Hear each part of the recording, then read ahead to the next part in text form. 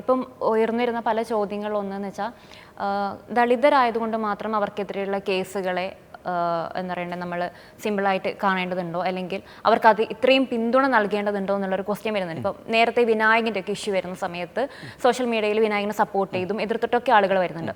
അപ്പോൾ ആ സപ്പോർട്ട് ചെയ്യുന്ന ആളുകൾ എപ്പോഴും ഈ 100 സിംഹാസനത്തിൻ്റെ കോട്ടൊക്കെ വെച്ചിട്ടാണ് സപ്പോർട്ട് ചെയ്തുകൊണ്ടിരിക്കുന്നത്. അപ്പോൾ അത്തരത്തിൽ ഒരാൾ കുറ്റം ചെയ്തു, പക്ഷേ അയാൾ ദളിതനായതുകൊണ്ട് നമ്മൾ അയാളെ സംരക്ഷിക്കേണ്ടതുണ്ട് എന്നതിനോട് യോജിക്കുന്നുണ്ടോ? ഇന്ത്യക്കകത്തെ എല്ലാ പൗരന്മാർക്കും ഒരേ നിയമമാണെന്നുള്ള കാര്യത്തിൽ എനിക്കും യാതൊരു എതിരഭിപ്രായമില്ല. പക്ഷെ ഒരു വ്യക്തി കുറ്റാരോപിതനാവുന്ന സമയത്ത് ആ വ്യക്തിയുടെ ജാതി നോക്കിയോ, ആ വ്യക്തിയുടെ മതം നോക്കിയോ, ആ വ്യക്തിയുടെ വേറെ എന്തെങ്കിലും ഇപ്പം ജെൻഡർ ഐഡൻറ്റിറ്റിയോ സെക്ഷൽ ഓറിയൻറ്റേഷനോ ഒക്കെ നോക്കിക്കൊണ്ട് അവരെ അമിതമായി ക്രിമിനലൈസ് ചെയ്യാനുള്ളൊരു ശ്രമം ഉണ്ടാവുന്നുണ്ടെങ്കിൽ അവിടെ കൃത്യമായി നമ്മൾ ഇടപെടേണ്ടതുണ്ട് എന്നുള്ളതാണ് എൻ്റെ ഈ വിഷയത്തിലുള്ളൊരു നിലപാട് എന്ന് പറയുന്നത്. എല്ലാവർക്കും ലഭിക്കുന്ന സ്വാഭാവികമായിട്ടുള്ള നീതി ഒരു കാറ്റഗറിയിൽ പെടുന്നു എന്നതുകൊണ്ട് മനുഷ്യന്മാർക്ക് നിഷേധിക്കപ്പെടരുത്. ഇപ്പോൾ മുൻകൂർ ജാമ്യാപേക്ഷ അടക്കമുള്ള കാര്യങ്ങളിൽ വേടൻ ഈ വിഷയങ്ങളിൽ പോകാനുള്ള നിയമപരമായ സാധ്യതകളുണ്ടായിരുന്നു. എന്നാൽ അതെല്ലാം അടച്ചുകൊണ്ടാണ് കേസ് രജിസ്റ്റർ ചെയ്യുന്നു, അടുത്ത സെക്കൻഡ് അറസ്റ്റ് ചെയ്യുന്നു എന്നതിലേക്ക് പോയിട്ടുള്ളത്. ഒരു മനുഷ്യന് സ്വാഭാവികമായി ലഭിക്കേണ്ട നീതി ആ വ്യക്തി ദളിതനോ ആദിവാസിയോ സ്ത്രീയോ ട്രാൻസ്ജെൻഡറോ ക്യൂറോ ഒക്കെ ആയതിൻ്റെ പേരിൽ അവർക്ക് നിഷേധിക്കപ്പെടുകയാണെങ്കിൽ തീർച്ചയായും ആ സമയത്ത് ഇടപെടലുകൾ ഉണ്ടാകണം എന്നുള്ളത് തന്നെയാണ് എൻ്റെ ഒരു ഒപ്പീനിയൻ എന്ന് പറയുന്നത്. അന്താരാഷ്ട്ര തലങ്ങളിൽ നമ്മളിപ്പോൾ പരിശോധിച്ച് കഴിഞ്ഞാൽ പലപ്പോഴും വൾണറബിൾ കമ്മ്യൂണിറ്റിയിലെ ആളുകളെ അറസ്റ്റ് ചെയ്യുമ്പോഴും അവരെ ജയിൽ സിസ്റ്റത്തിലേക്ക്, ക്രിമിനൽ സിസ്റ്റത്തിലേക്ക് കൊണ്ടുവരുമ്പോഴൊക്കെ ഒരു സ്പെഷ്യൽ കെയർ ആൻഡ് പ്രൊട്ടക്ഷൻ പലപ്പോഴും അവരുടെ കാര്യത്തിൽ കൊടുക്കുന്നുണ്ട്. കാരണം അത് കൊടുക്കാനുള്ള കാരണം എന്ന് പറയുന്നത് പല രീതിയിലുള്ള വിവേചനങ്ങൾ ഒരു പക്ഷേ ജയിലിനകത്തും ക്രിമിനൽ സിസ്റ്റത്തിലൂടെ പോകുന്ന സമയത്തുമൊക്കെ അവർ നേരിടാൻ സാധ്യതയുണ്ട് എന്നതുകൊണ്ട് തന്നെയാണ്. അപ്പം ഒരു ജാതി നോക്കിക്കൊണ്ട് ഒരിക്കലും നിയമം നടപ്പിലാക്കരുത് എന്നാണ് നമ്മൾ പറയുന്നത്. നിയമ സംവിധാനം ജാതി നോക്കുമ്പോൾ അത് പ്രശ്നമാണ് എന്നുള്ളത് തന്നെയാണ് നമ്മൾ പറയുന്നത്.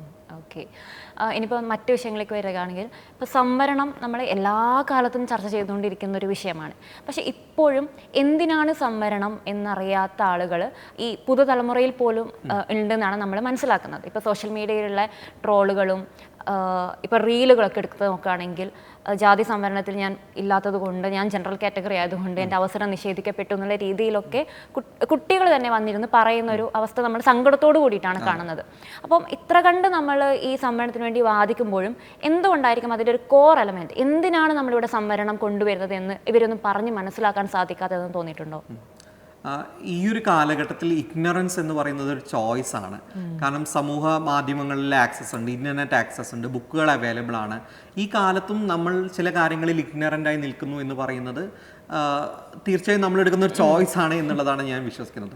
നമുക്ക് മറ്റെന്തെങ്കിലും ഭരണഘടനയുമായി ബന്ധപ്പെട്ട കാര്യങ്ങളെക്കുറിച്ച് അറിയണമെങ്കിൽ നമ്മൾ ഭരണഘടന വായിക്കും, വായിച്ചതിന് ശേഷം മാത്രം അഭിപ്രായം പറയും. പക്ഷേ ഒരു ഭരണഘടനാ സംരക്ഷണ മെക്കാനിസമായ സംവരണത്തെക്കുറിച്ച് നമ്മൾ അഭിപ്രായം പറയുന്നത് തൊട്ടപ്പുറത്തെ വീട്ടിൽ ദളിതന് BMW കാറുണ്ട് എന്നത് വെച്ചുകൊണ്ടാണ്. അപ്പോൾ ഇങ്ങനെയാണ് നമ്മൾ സംവരണത്തെക്കുറിച്ച് ആർക്കും അഭിപ്രായം പറയാം എന്നുള്ളതാണ് നമ്മൾ പറഞ്ഞുകൊണ്ടിരിക്കുന്നത്.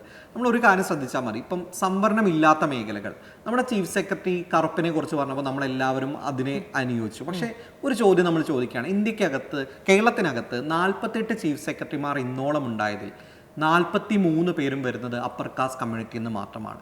ഒരു സ്കെഡ്യൂൾ കാസ്റ്റ് വിഭാഗത്തിലെയോ സ്കെഡ്യൂൾ ട്രൈബ് വിഭാഗത്തിലെയോ ഒരാൾക്ക് പോലും കേരളത്തിൻ്റെ ചീഫ് സെക്രട്ടറിയായി ഇക്കാലം വരെ ഇരിക്കാൻ വേണ്ടി പറ്റിയില്ല. പക്ഷെ ഒരുപക്ഷെ അവിടെ സംവരണം ഉണ്ടായിരുന്നെങ്കിൽ തീർച്ചയായും ഒരാളെങ്കിലും വരുമായിരുന്നു. സർക്കാർ ശമ്പളം കൊടുക്കുന്ന എയ്ഡഡ് കോളേജുകളുടെ അധ്യാപന നിയമത്തിലെ കണക്കെടുത്തു കഴിഞ്ഞാൽ 95% ഒരു ജാതി വിഭാഗത്തിലെ ആളുകൾ മാത്രമാണുള്ളത്.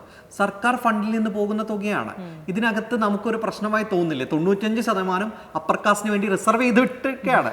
നമുക്ക് അതിന് പ്രശ്നമില്ല. പക്ഷേ 8% നടക്കുന്നുണ്ട്. 8%, 10% മാർജിനലൈസ് വിഭാഗത്തിന് കൊടുക്കുന്നതിനോടാണ് നമുക്ക് പ്രശ്നമുള്ളത്.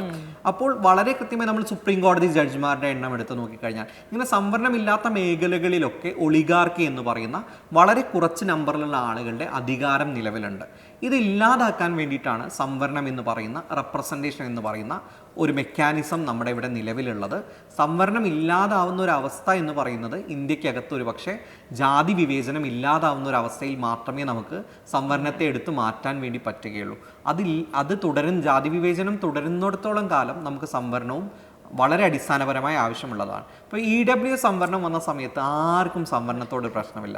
കട്ട് ഓഫ് മാർക്ക് അവർക്ക് കുറച്ച സമയത്ത് അതിൽ ആർക്കും ഒരു പ്രശ്നമില്ല. മെറിറ്റ് എന്നുള്ള ചോദ്യമേ ഇവിടെ വരുന്നില്ല. അപ്പോൾ അടിസ്ഥാനപരമായി സംവരണത്തിനോടാണോ നമുക്ക് പ്രശ്നമുള്ളത്, അല്ലെങ്കിൽ നമ്മുടെ പ്രശ്നം മാർജിനലൈസ് കമ്മ്യൂണിറ്റി എന്നുള്ള ആളുകൾ റെപ്രസെൻറ്റേഷനിലേക്ക് വരുന്നു എന്നതാണോ എന്നുള്ളത് കൃത്യമായി നമ്മൾ ആലോചിക്കേണ്ട ഒരു കാര്യം തന്നെയാണ്. സംവരണം എന്ന് പറയുന്നത് റെപ്രസെൻറ്റേഷൻ ഉള്ള ഒരു ഉപാധിയാണ്. മാർജിനലൈസ് കമ്മ്യൂണിറ്റിയിലെ ആളുകളെ റെപ്രസെൻ്റ് ചെയ്യുക എന്ന് മാത്രമല്ല, ഒളിഗാർക്കിക്കായിക്കൊണ്ട് സവർണ ജാതി വിഭാഗത്തിലെ ആളുകൾക്ക് മാത്രം അവസരം ലഭിക്കുമ്പോൾ അതിന് തടയിട്ടുകൊണ്ട് എല്ലാവർക്കും തുല്യമായി ഇടം കൊടുക്കുക എന്നുള്ളതാണ്. നാളെ 100% ദളിതർക്ക് മാത്രം എല്ലാത്തിലും ഇടം കിട്ടുകയാണെങ്കിൽ അവിടെ മറ്റ് നായർക്കും നമ്പൂതിരിക്കും ഒക്കെ സംവരണം കൊടുക്കണമെന്ന് നമ്മൾ ആവശ്യപ്പെടും. അപ്പം എവിടെയാണ് ഒരു വിഭാഗത്തിന് മാത്രം ഇടം കിട്ടുന്നത്, ഒരു വിഭാഗത്തിന് ഇടം കിട്ടാത്തത്, അവിടെ തീർച്ചയായും സ്പേസ് കൊടുക്കുക എന്നുള്ളത് തന്നെയാണ് സംവരണത്തിൻ്റെ ആത്യന്തികമായ ലക്ഷ്യം എന്ന് പറയുന്നത്.